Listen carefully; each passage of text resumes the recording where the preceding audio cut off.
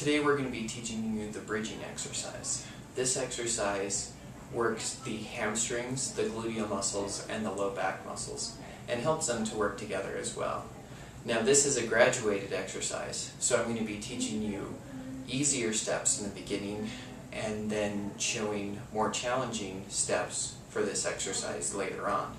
Now what the goal today is to find which step along that way is going to be right for you.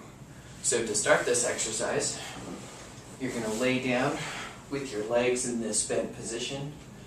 And so the first thing that you want to make sure is that during all times during this exercise, you want to keep your hips level and your shoulders level. So what you want to do is, just by pushing up, you want to come into this position so that there should be a fairly straight line between your knees and your shoulders. So the first step is just to see that you can come up to that position and hold it just for a second and come back down. The second step is a 20-second sustained hold. And the entire time during these exercises, you want to make sure that you engage your abdominal muscles. Okay. And if you're able to complete a 20-second hold, the next step becomes slightly more challenging. So what you want to do is come up into this position and start to hold and lift one leg off the ground just a few inches.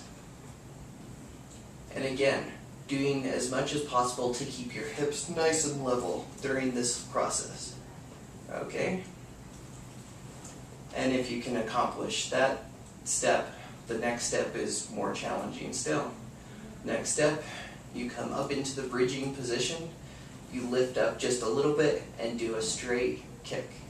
Bring it back down and back down. Again, always trying to keep your hips as level as possible. Now, if you make it to this step, you also want to make sure that your motions are slow and deliberate. Okay, and come back down.